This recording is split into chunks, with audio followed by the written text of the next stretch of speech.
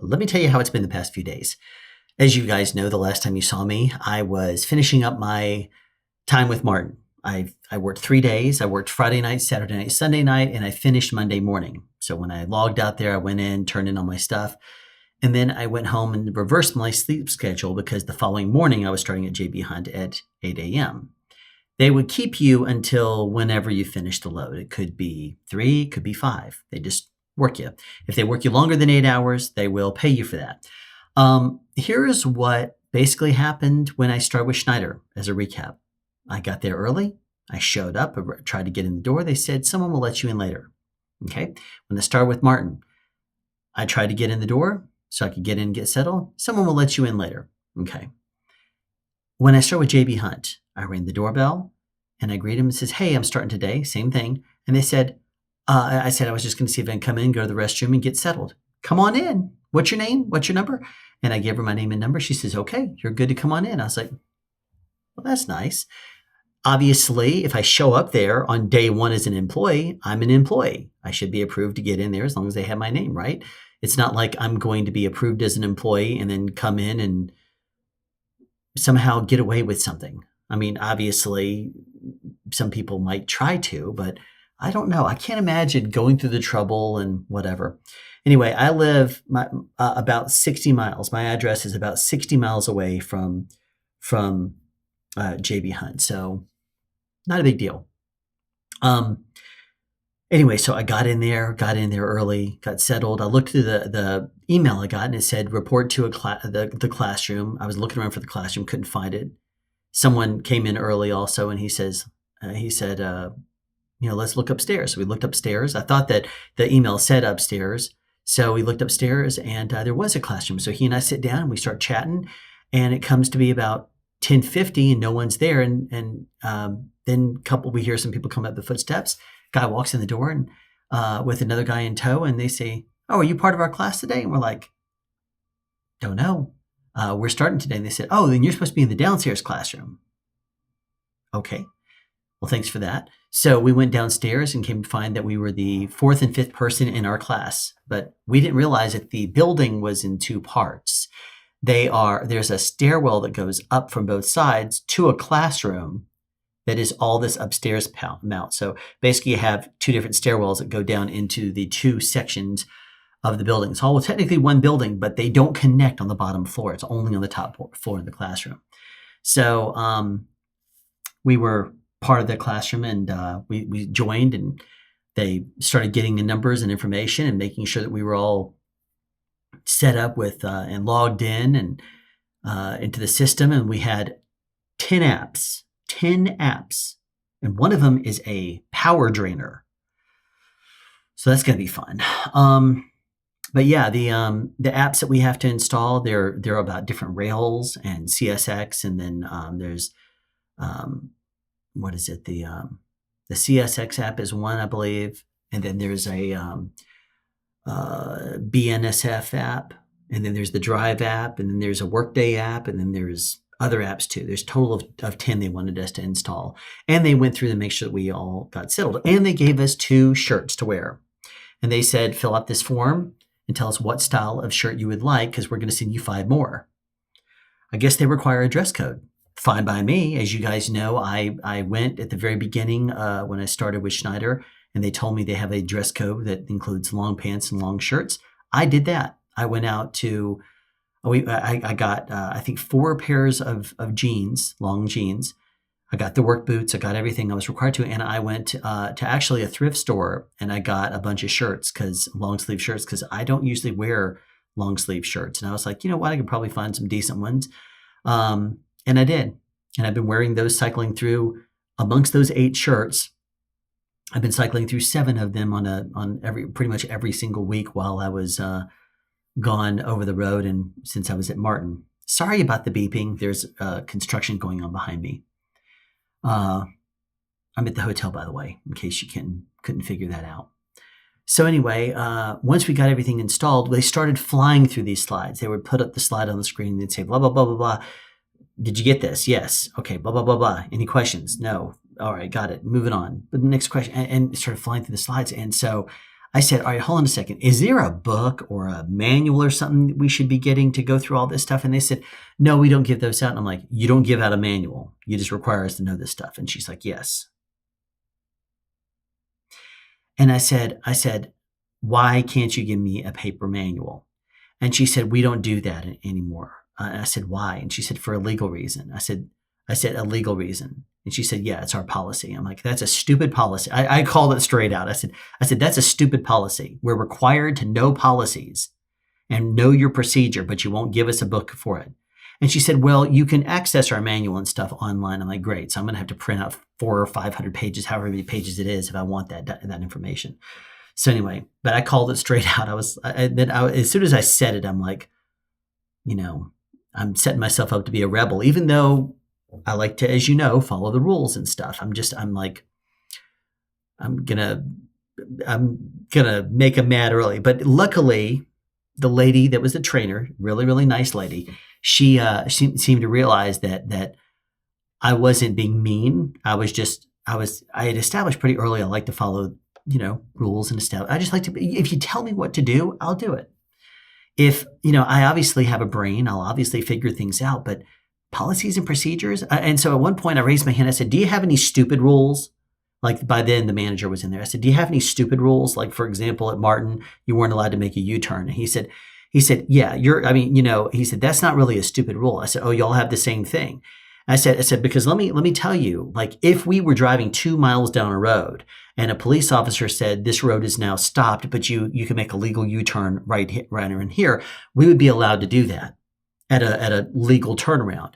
And with Martin, that was not allowed. He said, oh, well, obviously, if you make it in the middle of a road, that's not a right thing to do. He says, if you're following the roads and you're following direction from a police officer and they tell you to do it, obviously do it. And he's like, if it's allowed on the road, he's like, you should be okay. And he's just like, they wouldn't let you make a U-turn at all. I'm like, no, it was against policy to make a U-turn. We were allowed to turn around by going down, over, and back. And he's like, no, I don't think we have any laws like that or any rules like that. I was like, okay, good. So we're at least good on that. What was interesting to me is that as we flew through all these different things, they seemed to make sense up there. But then they were like, okay, you're going to learn more when you're out with the trainer. Okay. All was well. I like everybody. They gave us sub sandwiches for lunch. They asked us what do we want on the menu. They took our orders for our uniforms, the 5 shirts they're going to send us, that kind of thing. And all seems pretty well and good. They seem like the one thing I will say about JB Hunt is everyone there seems really cool and laid back.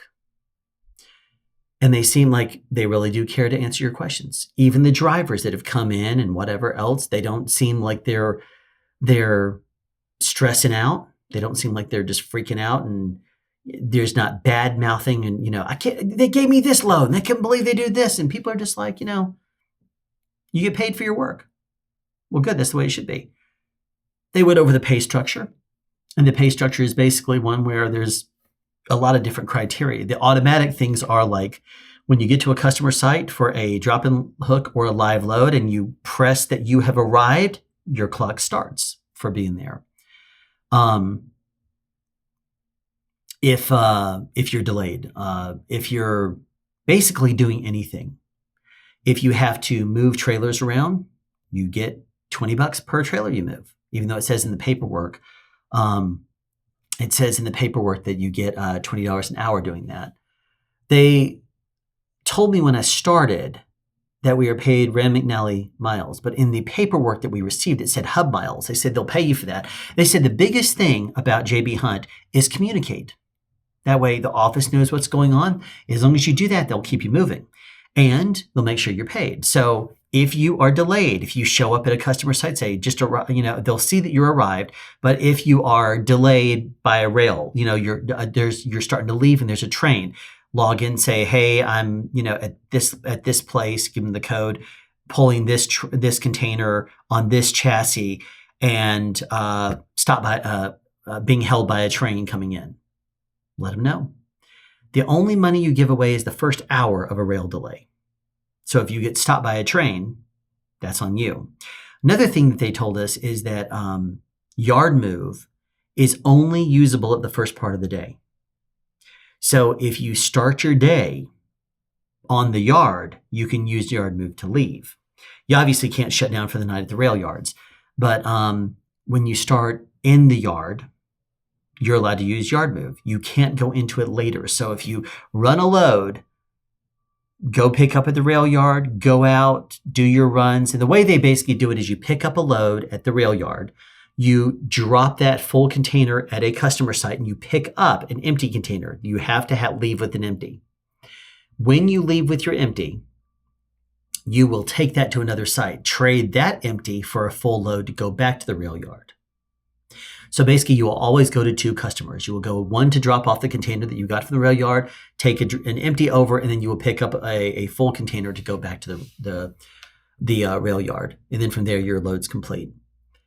And that sounds like a good system. That means it's going to be mostly drop and hooks. There are going to be some live loads, but they will pay you for the live loads.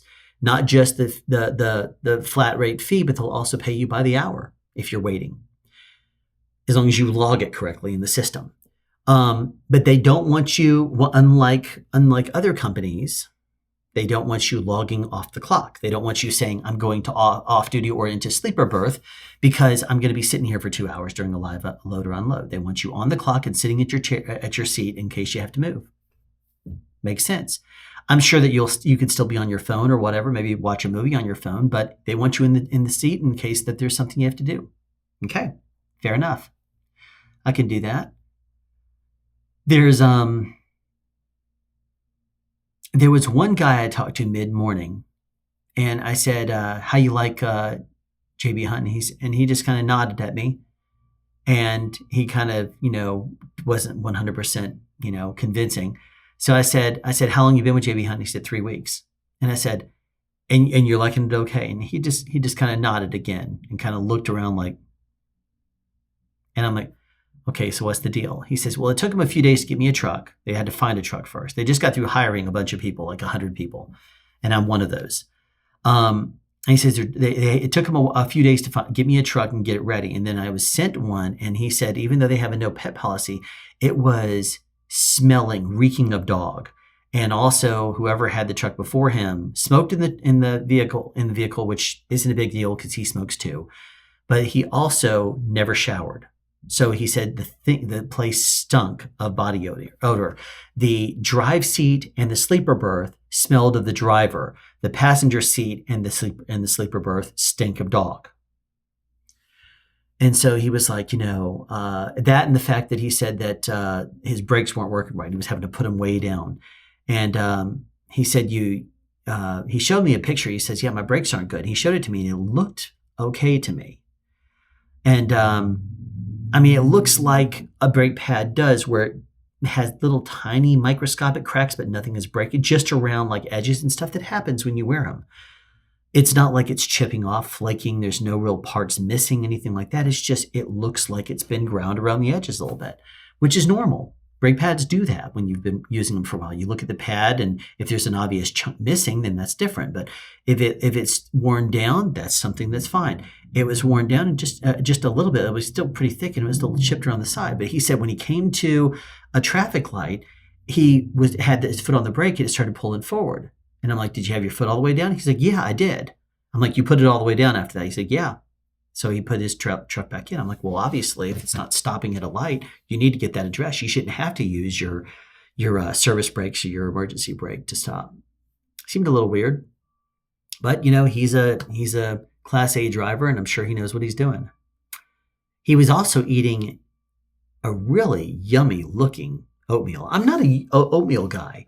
Not since I was a little bitty kid. My grandmother used to make it for me with a little bit of honey and milk, hot milk. But he was making it with water because it was there. But he said at home, he makes it in, he said 2%. I'd make it in whole if I was going to make it at all. But make it in whole milk. And then he said add a scoop of peanut butter and some honey. He says it's really good. I'm like, sounds healthy too. It sounds like Something I should actually try. I used to like oatmeal as a kid, and then I can't remember when it was, but I tried it again and I didn't like it, and I never had it again. It might be because someone made it with water instead of milk, and I just said, "Yeah, this is nasty." It may be that I tried it and it was made with milk, but they did something different to it that my grandmother did. Maybe they didn't add a little bit of honey or whatever she did to it back then, a little brown sugar or whatever she added. I don't remember. I should maybe ask her. But it seems like his major issues are the truck not working right and the condition of it when he got it. Luckily, when I started with Schneider, there was only one person I think that drove the truck before me because it only had like 12,000 miles on it or something like that, which you could do in a month. So it probably was someone with like a month and a half or something like that. And then it just sat there until I drove it for the next, 60,000 miles or whatever it was that I drove. But yeah, I'm thinking that he probably just got dealt a bad truck, and it was a 2022 also. So we'll see what happens with me. I requested a no. I told them I was non-smoking, so hopefully they'll get me a non-smoking truck. God knows if they're going to. It may be that the truck is the truck, like when I was issued with Schneider, they said the truck is the truck. You get what you get. So maybe it will be a smoker's vehicle. Hopefully they're going to give me a non-smoker's vehicle. Or something brand new, which I doubt they do. They normally try to get stuff out of there after about 3 years. Now, it was interesting because one of the guys in my class, he has been an independent contractor, an IC, with JB Hunt. So he knows them very well. He knows their procedure and he knows the yards. He's been offering us a lot of tricks and he's been saying, yeah, do this, and do this. And he's like, this yard you need to be aware. There's actually also a yard 13 they could put it in. So be aware that's over here. And he's showing us where all this stuff is on the maps and stuff. JB Hunt's been very good about giving us a lot of resources. Big thing is, hopefully I'll be able to find them all. After day one, we were finished. I went back and went to check into the hotel. And they said, we don't have your reservation. I said, what do you mean you don't have my reservation? They said, we don't have you in the system. And then she said, well, hold on a second, we'll look. And then she looked, and apparently I was supposed to arrive in their system the day before. I'm like, that was never the plan. And I said, I was never going to be arriving early. I even told them that. And they said, well, because you weren't here yesterday for the check-in, we gave away your room.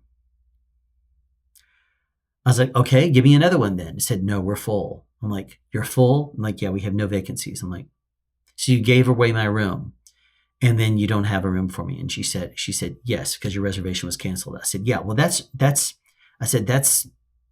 what did I say? I got pretty annoyed by that. And I said, I forgot what it was. It was like, that's really bad planning or something. I forgot how I worded it, but it wasn't directly to her. I just said it in general.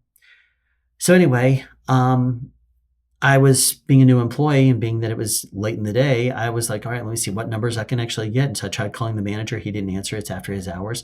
I tried making a few other phone calls, finally got someone at a call center that said operator. And I said, yeah, I said, here's my situation. I'm a new hire.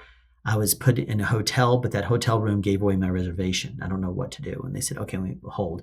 Transfer me to someone. Lady that answered, their call center closed at 6, but she basically tried to call. She called and confirmed it at the hotel. In the meantime, she asked if there was any other hotels in the area. And I said, yeah, there's one next door. And then there's another one. And she said, okay, would you go see if they have a vacancy? I said, sure. So I went next door while she was calling their backup to see if their backup place would have any hotels. No. The Hampton Inn next door, just like the Field Inn I first went to, did not have a vacancy. So, and they also told me, they said, yeah, the Holiday Inn also doesn't have one. So I told the person on the on the phone with JB Hunt, she said, okay, I'm going to make a note. I'm involving my manager to see what we can do for you. And she basically told me that she said, if you can find a hotel, here's what we're prepared to do. If you can find a hotel, expense it to us. If you can't, then we'll make sure you're paid your mileage rate back to your house and back in the morning. I said, okay. So I tried looking for a hotel. And then after that, I said, I'm probably not going to find anything because at the time of this recording, Hurricane Milton just went through earlier today and last night. So today's date is October 10th, 2024. I know this isn't airing. This video isn't going live until a month or so in, like a few weeks, a couple of weeks, 3 weeks, whatever it is, 4 weeks into 2024 or 2025. But this was recorded October 10th. So that was right as Hurricane Milton went through.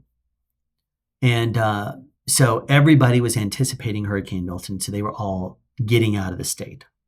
They were all getting out of Florida and coming up and staying in this area and getting a hotel. So there was no vacancies. So at this point, I had to suck it up. And I said, how long is it going to take me to get there? An hour and 45 minutes in this traffic? Great. Thank you, Atlanta.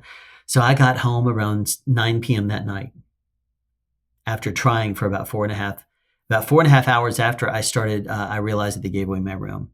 And then I had to drive just over an hour to get back the next day. No biggie when you leave early in the morning like I like to. Anyway, the one thing that was a bit frustrating is I said multiple times to the lady I was talking to, do you need to give me your name or number or something like that so I can reference it to my manager? And she said, yeah, don't worry. We're taking care of you. I've already involved and looped in my manager, and we're going to be sending your manager. And she confirmed the names, an email, so that way they know what's going on. I said, okay.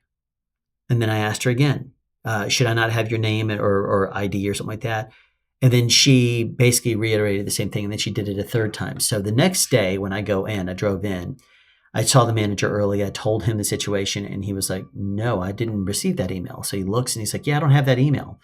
And he apologized and he says, okay, so I guess I'll look for it and see what's going on and see if I can do some digging and find out. I later went back and I said, were you able to find anything regarding the hotel? He says, yeah, you're squared away for tonight. He says, I don't know why they gave away your room, but you're good now. I'm like, okay, what about for last night? I ended up having to drive home. He says, yeah, just give me your receipt. And I'm like, my receipt? He said, yeah, for your gas. I'm like, that wasn't what I was told to do. I was told either get a hotel and expense that, or I would be paid my mileage rate back home and back. And he said, who told you that? And I'm like, the lady wouldn't give me your information. And he said, well, what department were you talking to? I said, I don't know, whoever they transferred me to. And he was like, okay, let me see what I can find out. I'm going to go digging and see what I can find out. In the meantime, I was waiting because day 2 for me in training was they said, we have 20 new drivers here and 9 trainers. So we're a little understaffed. 5 of them went to the new hire training with the lady that I went to on day 1. So that leaves 8 trainers with 15 people left. And they were understaffed. So they took individually 1 trainer and 1 student, went out on a 6 hour or so tour of the rail lines in Georgia. So they basically went around and looked at different things, went bobtail, looked at the rails. And I was not one of the lucky ones that got a chance to do that. So I basically went in and sat all day and did absolutely nothing. This is when I realized that my phone was dying real quick because I looked at my phone, 94%. Talked to people a little bit later. I look at my phone again, 84%. Half an hour had expired. And I wasn't even using it. So I was like, oh, this is not good. Luckily, I had my luggage in my car because I hadn't gone and checked in the hotel yet. So I pulled out my charger, came inside. Once my phone, I decided I was going to watch some of the more videos because they assigned us more videos the first day. And they were like OSHA, sexual harassment, things like that kind of training, safety, winter driving, that kind of thing. So I was watching those videos while I was waiting. And we waited around all day. And in the meantime, I stepped outside since I was waiting. And I called the same number I'd called before. I pressed the buttons to get to the operator again. I told the operator, I said, who would you transfer me to if I was in this situation? Because this is the situation I was last night and they transferred me. And she said, I would send you to a recruiter. So I'm going to transfer you there now. And I said, hey, you got my number and your caller ID. Can you tell me who the person was I spoke to last night? He tells me the name. And then he says, there's a note here also of her manager. I'm like, yes, because she was talking about looping in her manager too. So what were their names? She told me your names. I wrote them down. I went and gave it to my manager. I said, this is the person I spoke to. And this is the other manager that was involved. He said, okay, well, if that's what they told you, if that's what the deal was, then we'll make sure you're covered. Don't you worry about that. I'm like, okay. I figured I would follow up with him tomorrow and make sure that we're all on the same page. So anyway, that was a wash. Luckily, I went and checked into the hotel again. But when I got there, they said, we don't have you in the system. And I said, I said, this is the same thing y'all did to me yesterday. You told me you didn't have my reservation. And she's like, whoa, whoa, whoa, hold on a second, sir. It's okay. We'll find you. If you're in here, we'll find you. But it's okay. Calm down. And I'm like looking at her. And I wasn't mad at her. I was just like, all right, hold on a second. Y'all did the same thing to me yesterday. I was being direct and kind of like, wait a second. And she was like, hold on a second. Hold on a second. I was like, just looking at her. And I had to catch myself, but I almost said to her, if you were upset and I told you to calm down, would it help? I didn't need to, though, because I just kind of stared at her. In the meantime, I was thinking it. And then she says, oh, I see. They put your last name in as your first name and vice versa. So I'll reverse it. Okay, yeah, we do have your room. I'm like, okay. So we're good. Anyway, I was pretty tired. I was pretty beat because, I worked overnight with Martin. I basically got home. I took a nap for all of an hour.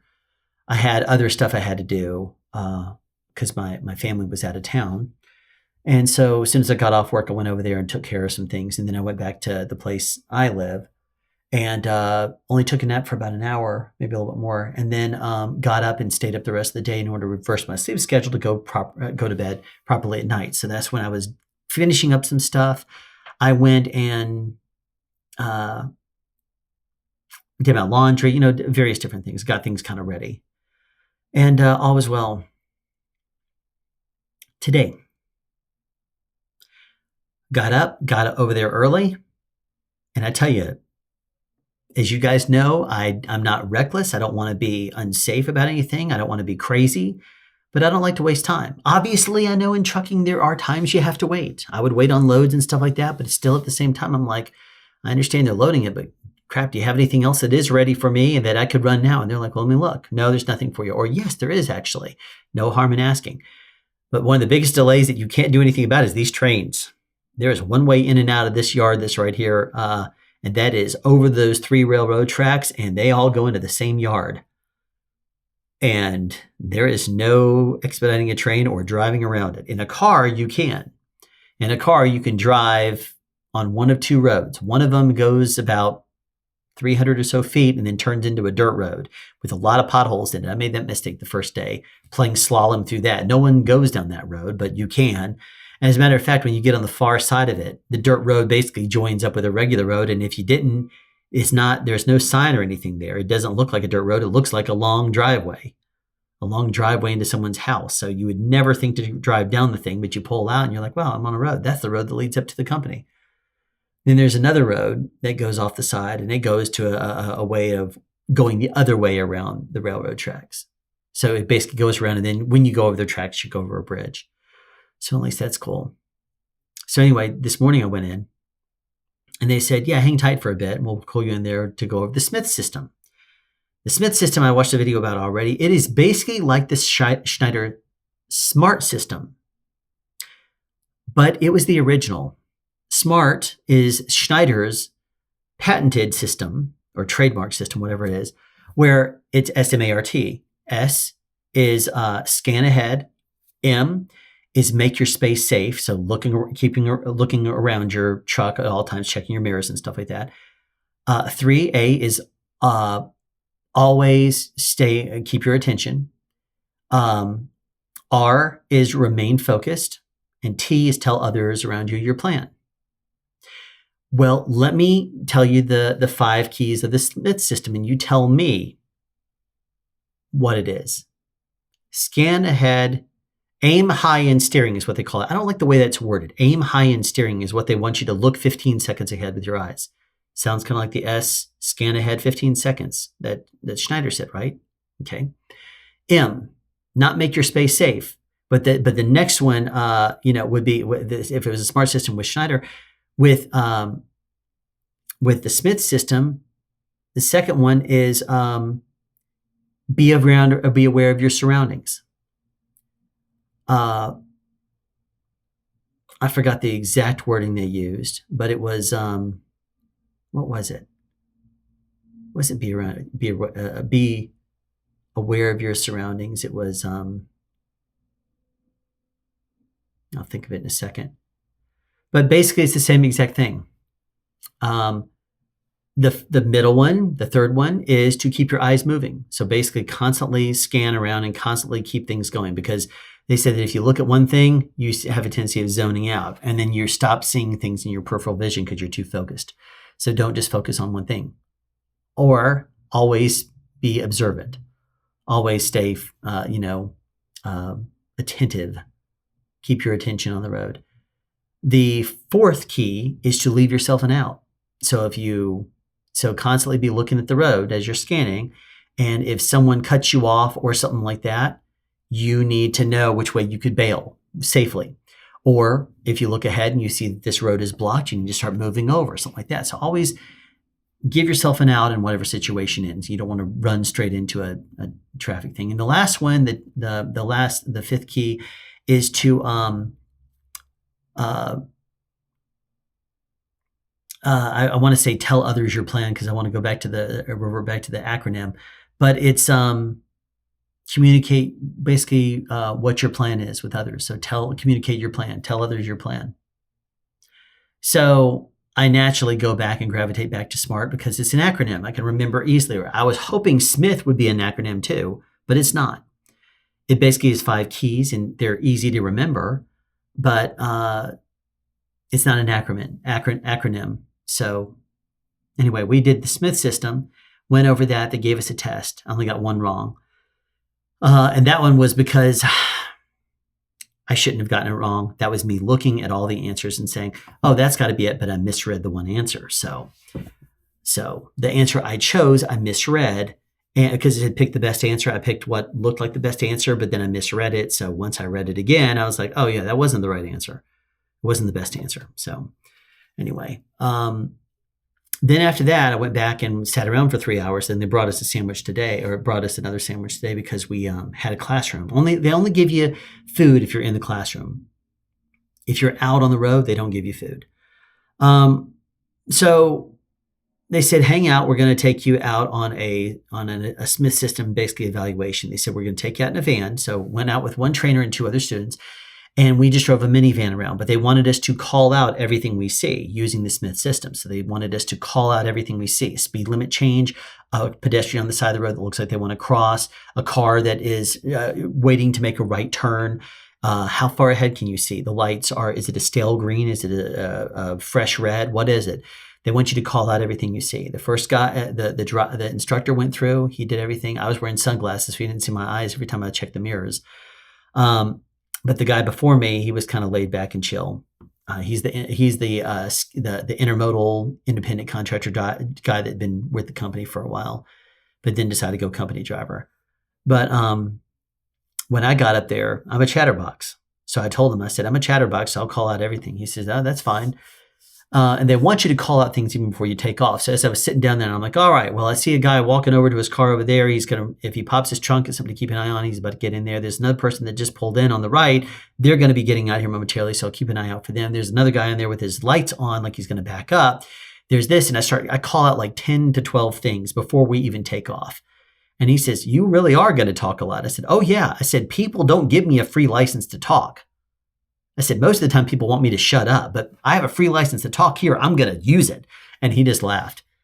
And it's funny. He's like, he said, all I need y'all to do is call out what you see, what's in your future. Call out what's going to be in your future in 15 seconds. That's what I want to know. So when the other guy, the independent contractor guy, now company driver, when he went, he's a big guy and he likes to eat. So it's funny because they messed up his Subway sandwich on our Monday, which was Tuesday, and so he went to Burger King. So when the instructor said, so I don't want to hear you call out a Burger King because you see it, and I said, well, if he calls out Burger King, I'm going to believe it's 15 seconds in our future, so I'm going to pull out my wallet, and then people laugh. So anyway, went and did that. The only thing is where I was wearing sunglasses, and I'm driving down the road like this, and I'm doing this number, scanning, and I'm calling out everything I'm seeing.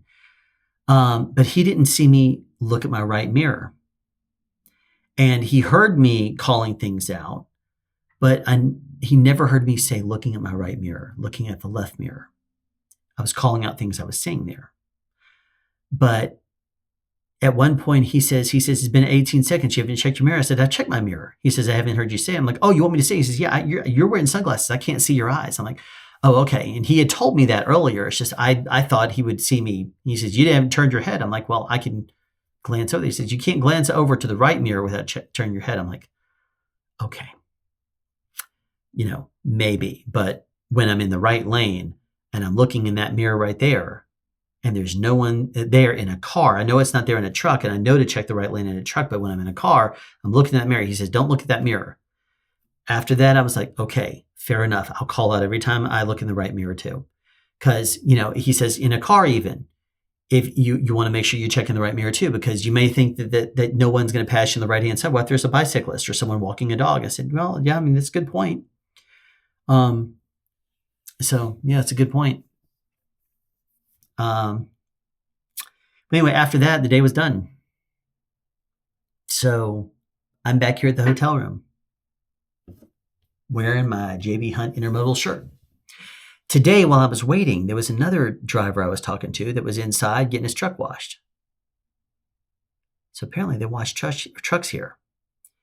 And he says, I'm just getting my truck washed. I'm here just chilling out. And I'm like, okay, well, right on. And the guy next to us on the other side, because they have these lounge chairs, my chair to the left and then another chair over there, there was another guy. The guy on my left was the driver that had been around since the 80s. Not here. He'd been here for years. But the other guy on the other side asked him some questions too. And one of them was about pay. And he says, you want to see what I made last week? Second employee from JB Hunt that just came straight out with, you want to see the money I made last week? Hopefully, I will be to the point where I want to brag about what I made last week. That would be actually pretty cool if we all get to that point where we're just like, hey, you want to see what I made last week? But, and the guy said, yeah, sure. So I said, well, hey, if you're showing it, you mind if I see too? And so after that, he showed it. He went over there and showed me. He had gone 1,806 miles. He had run 6 loads and he made $1,900. 1,800 miles, $1,900, 6 stops. So, and he drives by day. So he has to deal with that rush hour garbage. Now, I'm not going to be able to start before midnight, but I should be done early afternoon.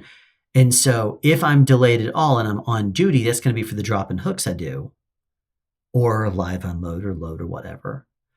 So as long as you enter the stuff in there, you're going to get paid for it. That would be some of that. JB Hunt just got through 2 weeks ago, upping the amount per mile we get by 3 cents. So I was like, so when I was looking at the paperwork, I was like, this paperwork, some of these amounts don't match what we were told by the recruiter. And they said, oh, we just changed them 2 weeks ago. Is it more or less? I said, this is more. And they said, well, this is what you're going to be getting. I'm like, cool. The only thing is, they told me it was going to be Rand McNally miles is what you're paid for.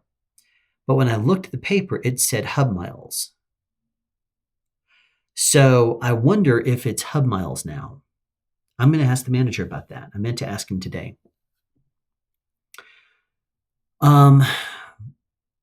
Anyway, so that is that. It's been a pretty good day. It's been pretty good weather and stuff up here. I feel bad for the people down in the hurricanes. But, and they had 17 tornadoes affiliated with the hurricane. 17 tornadoes went through and destroyed things before the hurricane did. It's wild. But that's that. I'm here in my hotel room and I'm not used to having nothing to do. I am too active. I am the kind of guy that likes to get up and do something.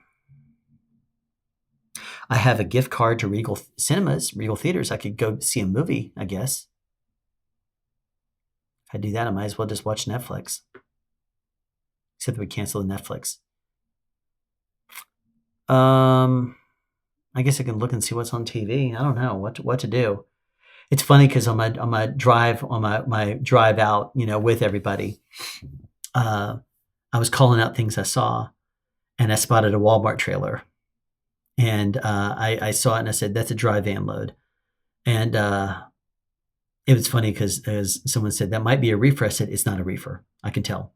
And they said, "How can you tell?" I said, "Because I can see the code on the back of the 6-digit code on the back. If it ends with a 1, if it starts with a 1, it's a dry van, if it starts with a 3, it's a reefer. And they're like, oh, I never did find out what a 2 is. Is a 2 just a new trailer? I don't know what a 2 is. We started to see 6-digit numbers with a 2 in the front. But we, the Walmart account drivers that went around to the different Walmarts, did not deal with that. The biggest thing is I'm going to have to keep an eye on is making sure that I document everything time-wise. One of the other things that I was given a tip about that I think is really important is they said printing. They said when you pick up a trailer from the rail yard, you don't know if the bill of lading is going to be in the box or not. It could have blown away. The whole entire bill of lading box could have blown away. And, or if nothing else, it could have been left open and been rained on. So they said, it may not be in good shape. It may be that there's nothing in there. So it may be incomplete. There may only be 3 of 4 pages. And they said you need to have all of your pages when you go to some places. Some places will only want to see the top page and they'll be fine with it. Other places have to see everything and they require all pages on the bill of lading. They said that when you finish a load, you go back to the rail yard and you drop off your container. You can pick it up and leave with it, but before you go to your customer, you have to look at the bill of lading. And if all the papers are not there, then you need to go and get a printout of the bill of lading to make sure. Because they said now if it's the top page and you know it's a customer that only requires the top page, you're in good shape. But there are some customers that require both all the pages. What was it? They said that there was it candy? Something they said there was a store, and then another competitor of theirs also requires the entire bill of lading. Oh, tires. They said if you go and if you deliver tires to this one place, they want all the pages, and if you go to tires to this other place, they require it all too. And I was like, from Schneider, that was the very first load I delivered is tires to this one other place. Luckily, the bill of lading was complete, and just said 960 or whatever it was tires, Goodyear tires. It was complete, but they said that if they said that the bill of lading may not be there. Now, the company is going to know, JB Hunt's going to know what is in that container. So they're going to say this container matches this bill of lading. You'll need to reprint out the bill of lading. So it could be out of the box because not everybody will make sure it's in the box. Or if they do, they may just fold it up, put it in the clip, and then it fall out. Or it could be that it got rained on and it's smudgy and no longer legible. They said you're going to have to print it out again. So you can go to a truck stop. What they said is that it's $2 for the first page and $1 every additional. And I said, does the company reimburse? They said no, because the company offers you the option of getting it printed up at a terminal. There is a terminal pretty much close to every one of the 3 rail yards they have here. So the CSX and the BNSF rail yards. There's 3 total rail yards in Georgia, in the Atlanta area. And there is a JB Hunt terminal close to each one. So if I pick up a container, I would have to go in and park someplace at JB Hunt, go inside, get the printout, come back out, and then hit the road again. And they say that can chew up time. They said, if you're starting off your day before you start your shift, go in there and get it printed out at JB Hunt if you stay there overnight. Or if it's at the very end of the day and you're going to be, going out the next day and you already have a pre-assignment, then you can do that too. They said the biggest thing to take note of is that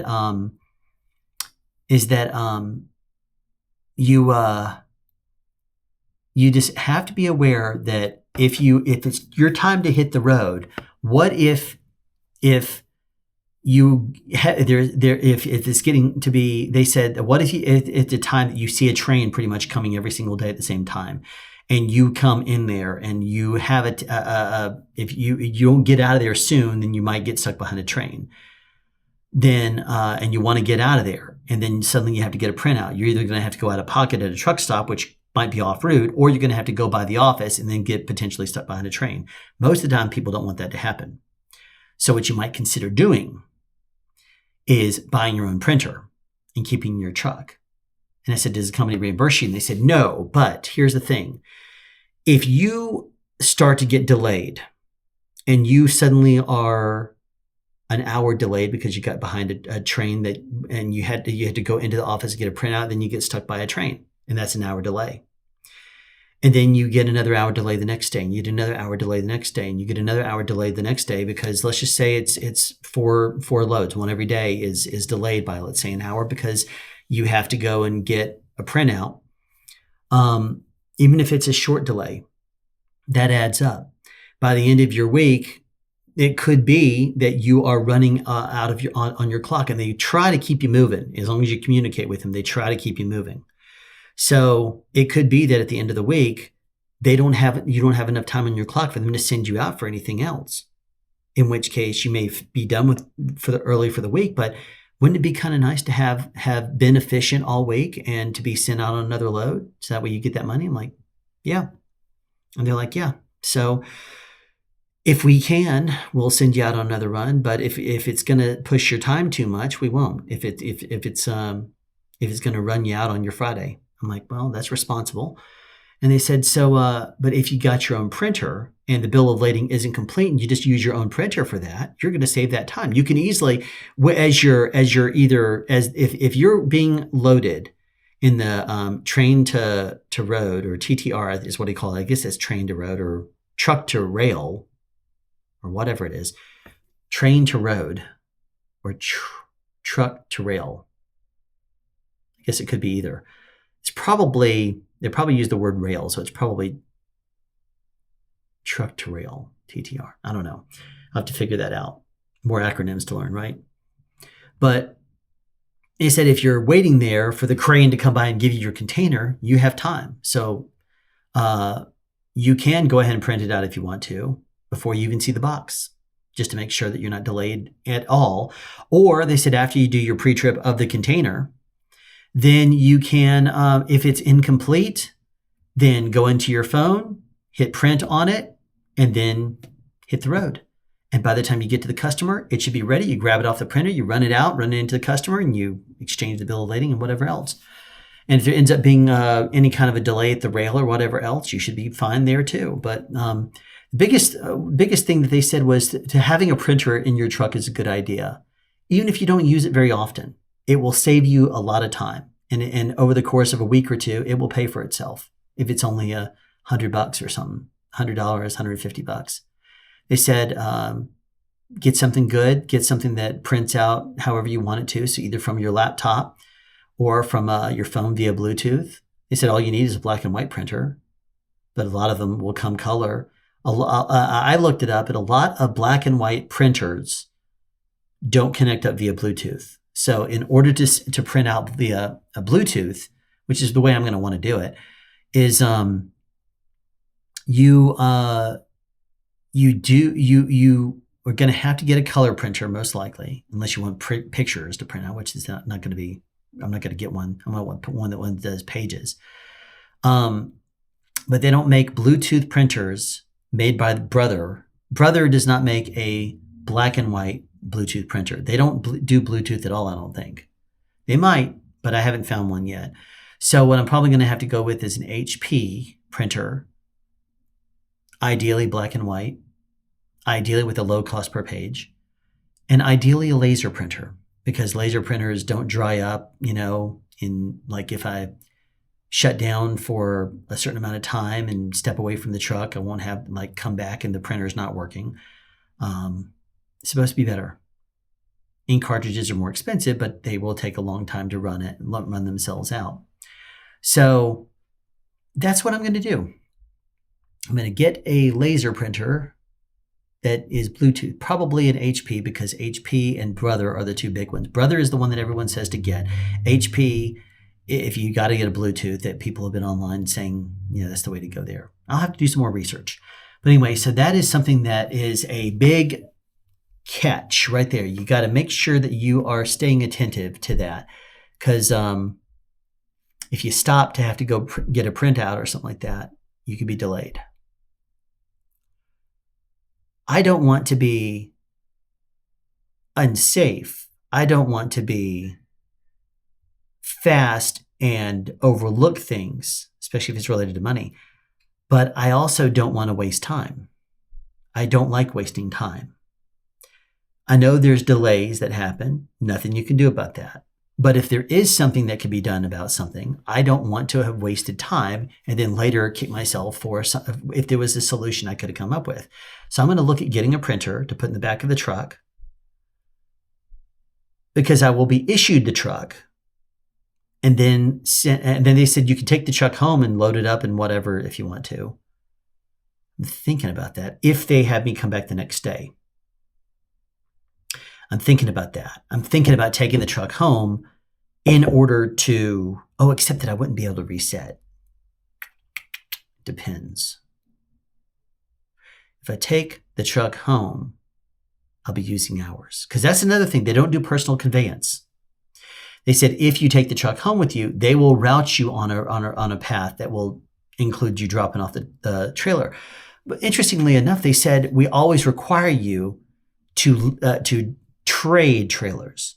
So I guess if I take a trailer home and if I can't pick up a trailer before I leave, I'm going to have to go and find an empty to start my week off. I don't like that idea. I don't like the idea of going home in the truck and having my drive time that I could use to make money, have that be spent on my drive home. I prefer that not to be the case. I'm going to be starting at midnight. So that means that I would be done with my day on my Friday at the latest by 2. Well, unless it's a long day. If it's a long day and I finish my day at 2, and by the time I turn in everything and I leave, it might be 2:30, 3, and I'll be driving home in rush hour on a Thursday. Maybe not. I don't know. I have to think about it, see how it goes.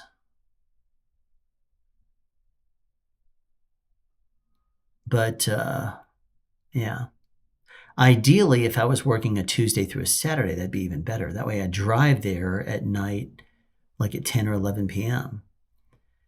On a Monday night, start at midnight on Tuesday and drive. And then when I'm done for the week, I drive home in the middle of the day on Saturday. That'd be even better. I might look and see if that's a possibility, trading my schedule, or shifting it around at all. I may do that after a while. Once I get the system down, I'll see. I don't know. I'm speculating a lot. And when I made predictions on the Walmart account, I was usually wrong. When I made predictions about Schneider and where I was going to be, I was usually wrong. Pretty unpredictable industry, I guess. So we'll see what happens, I guess. What I do know is that they told me my JB Hunt training was supposed to start on Tuesday and finish on Saturday. They told us that normally they would bring you in and train you until you felt ready to go. They said because there are so few trainers right now, they said 3 days running loads with your trainer and you're out. You're kicked out of the nest whether you're ready or not. You'll figure it out. And then they were like, well, we figured it out. We didn't have trainers. We've made a training program, but when we started, it was like a long time ago. It was like, I started 15 years ago. I started 20 years. There's 2 of the instructors are, I think, 3 million milers. So they've just been with JB Hunt for a long time. But there is some good potential. As for the driver-facing cameras, I tell you, that was one of those things that people always get nervous about. The thing is, though, as long as you're doing your job and you're not like, looking at your phone or something like that, you're going to be fine. The camera, I don't know if the camera randomly will take a video of you just to verify if it hasn't, seen something for a while, but, on you, but I don't know. That's their prerogative. They said the front-facing camera or the driver-facing cameras have, one of the reasons they use them is that they will use them to defend a driver if there's a collision or something like that. They said that it has been very beneficial if there's a collision involving a CMV, because a lot of the times the defense will say, or whoever the person is that's up against the driver will say, oh, well, they were clearly distracted. And then JB Hunt could say, well, let's look at the video. Video shows the driver doing this number. Then all of a sudden someone cuts him off and they say he wasn't distracted. He addressed the vehicle when it cut him off, and that's what happened. Makes sense. They said that whenever you pull the brakes, I'm assuming the service brakes, I need to verify that actually, because if you don't want your brakes to freeze, what sometimes they'll say is, like, if your disc brakes aren't likely going to freeze, but your trailer brakes might if they have drums. Pull the service brakes, push in the trailer brakes is normally what would happen if it's freezing conditions outside and you don't, and it's been raining and you don't want your brakes to freeze. That's usually what they say. So I'll have to look and see what the deal is, because if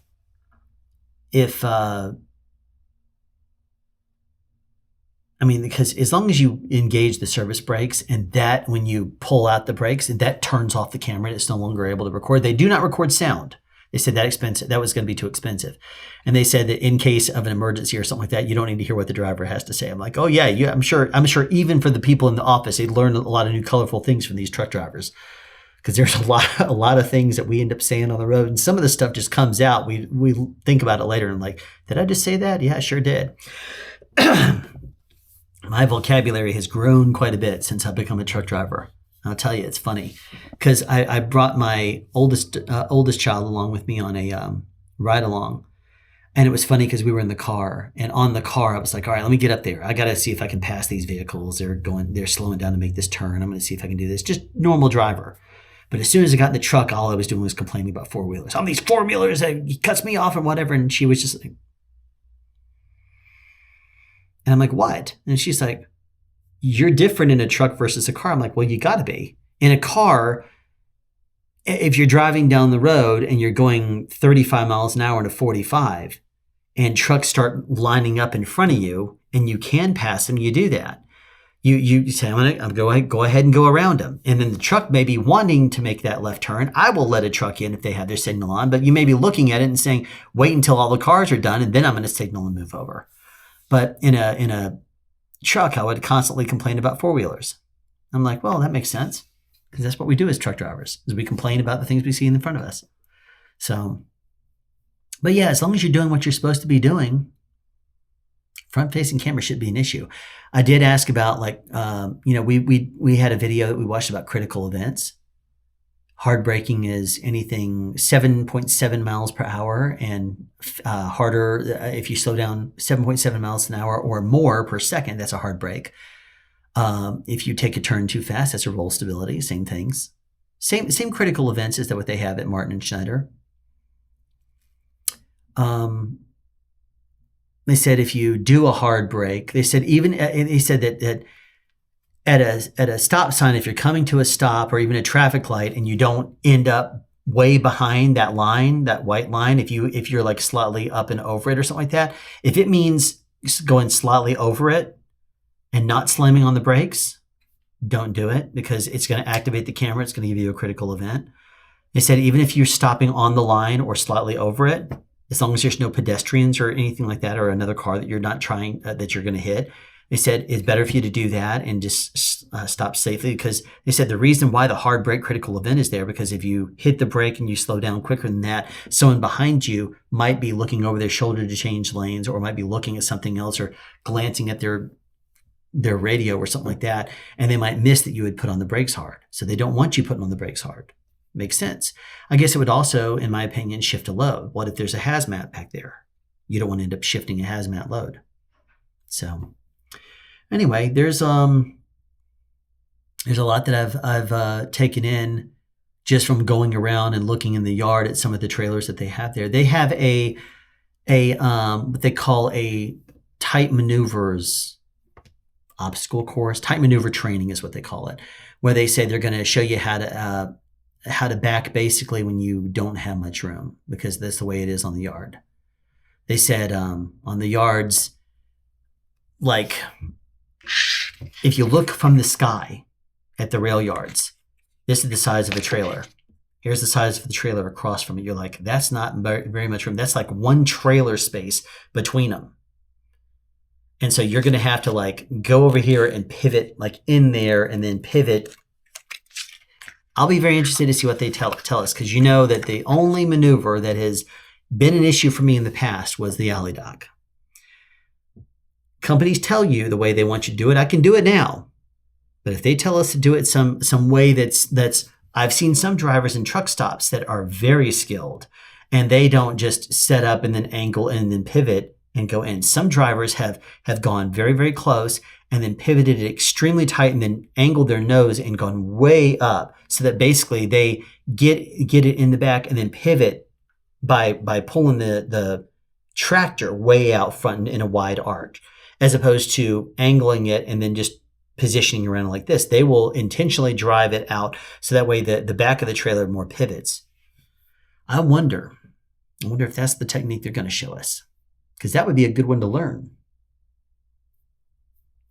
Sometimes especially in the early days when I was on the road with Schneider, we didn't do a lot of backing with the pod's flatbed account.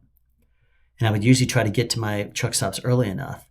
There was that one time I can remember in California. No, it was Oregon.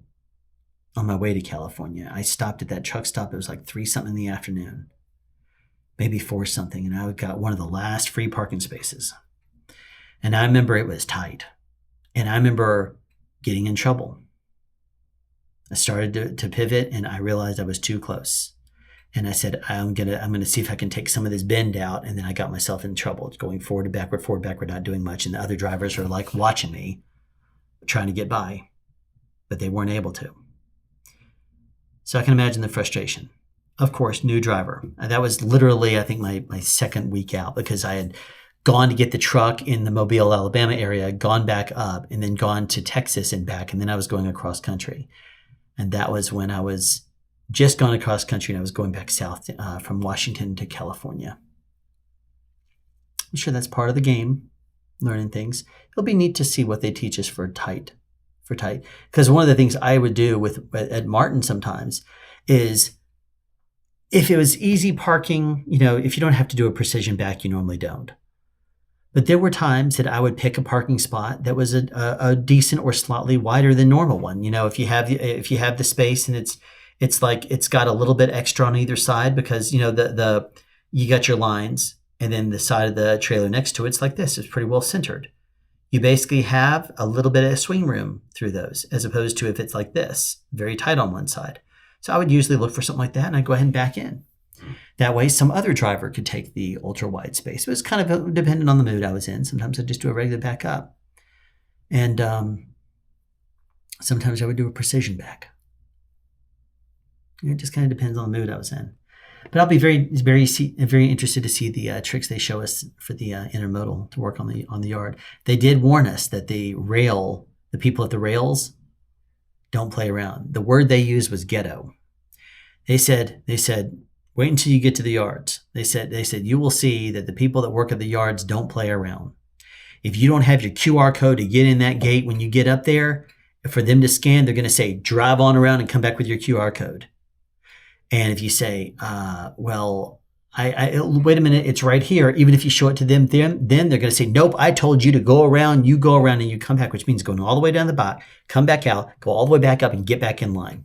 So you got to have your QR code ready to show them when you get up there, because if not, they could tell you to go around. They said, don't argue with the rail jockeys or the security, because they know the rules and they will ban you from the yard. If they ban you from the yard, you lose your job, because you can't pick up from the yard if you're banned. And they know that too. So if you fire back at them, they will just ban you from the yard. They won't think twice about it. They're going to say, I'll ban you if you keep doing that. If you keep on me about that, or I will ban you. They say they will throw out the ban word real quick. And as soon as they do that, drivers are like, okay, all right, you got me, whatever. And that just reinforces it for them next time, not to mess with them. They said the rail jockeys, you know how sometimes I would have a hard time finding a trailer at the Martin yard. I'm driving up and down, back and forth, can't find it for anything. And they said they will mark where it was dropped, but they might forget that they moved it someplace else and might not have put it on the thing as this is this last location. So you have to drive all the way through the yard, back and forth, looking for your container. And if you can't find it, then you call up the office and say, I can't find this thing. But yeah, they said that if you try to flag down a jockey to see if they can give you a hand with something like that, a lot of the times if you're trying to wave one down, it's not like at Martin where I wave one down and they come to me and they say, yeah, They say if you wave down a jockey over at these rail yards, they said quicker than anything, they see you coming, they'll turn and go backward. They'll turn around and loop around and go the opposite direction and go down the next way. So that way they don't want to deal with you. I'm like, wow. So we'll see how this goes. I'll see how this goes, man. This is going to be interesting. Interesting adventure. All right, well, that is that. I'll probably get back into the habit of recording my drives again. I did that when I was I think I started that in October when I was with Schneider. So I recorded my drives for the last 4 months. Who knows? I might end up making a playlist so that you could see my drives if you would have an interest. Basically, I didn't do them as a full 12-hour thing. I would do it as a time lapse, so it goes by real fast. At night, when there's nothing to look at, sometimes I would advance really fast through there. It would be like, 50 speed, 50x. So it was like, fast. And the road does this all over the place really, really fast. Sometimes it didn't. I kind of evolved as I did it. When I first started, I used one camera that was a 360 camera that was grainy. And so I advanced really fast through that because I had to render the thing out. And then half the time the program would crash and whatever. After a while, I started using the DJI Action 4, which is what I'm recording this with right now. And doing that, it's good for low light. So it would do really good. It would do a much better job. So it would see things that the other camera didn't. And I have a polarizing lens on there too. So I would dial it in on exactly the way that was best to minimize the reflection of me in the glass and would maximize the brightness outside whenever possible. And I would do that so that way we could see outside the truck better than if I go under a light or something like that and it illuminates me. You'd see me less and you'd see the drive more. Makes sense, right? As a content creator or as a person recording your drives. Anyway, I'll probably end up doing that again, mainly to keep track of what I do. That way I could always reference back if I need to. That way I can also keep track of my time, see if there's learning opportunities. I learned a lot from watching my drives from Schneider. I look back at some of those sometimes and I say, oh yeah, that drive was awesome. Oh, I want to see that drive. Only a couple of times the camera didn't work right. One time I set my aperture and I wanted to see if I could manually brighten it a little bit, and I didn't adjust it when it was day, so it just goes completely white and blows out the rest of the time. Another time the camera shut down for some reason automatically. It just shut itself off when I was in Pennsylvania. I have no idea why that happened. Anyway, I guess I'll call it there. I had actually recorded this entry of Valley Docked yesterday, but because of the night before, looking around for the hotel, driving back, seeing my family, and then getting up extra early, I didn't sleep very much. And after the go schedule I had about, getting up and going in and doing all the stuff the day before when I was tired and stuff, I was a zombie yesterday. So I actually, in the middle of the video, well, not the middle of it, it was at the end when I was getting near the end. I was just like, is there anything else to cover? And I dozed off. And I dozed off for a good 45 seconds. It wasn't one of those quick dozes that I've done in the past. It was a 45-second long doze. And then I opened my eyes and I was looking right at the camera, realizing instantly when I opened my eyes that was a problem that I screwed up. So anyway, that's fun. Anyway, I'm going to call it there. Figure out something to do because right now, it's 6:30. I don't have to be there until 13 and a half hours from now.